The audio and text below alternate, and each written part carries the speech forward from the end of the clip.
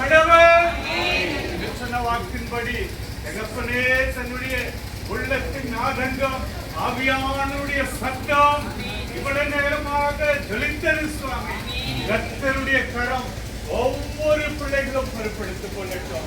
ஒவ்வொரு ஆண்டவரே ஆத்மாவும் உடைய வருகைக்கு ஆண்டவரே ஆயத்தப்படட்டும். விசேஷமாய் ஆண்டவரே நீதின் சூரியன் ஊழியங்களை ஆசீர்வதியும். கர்த்தர் மேன்மைப்படுத்தும்.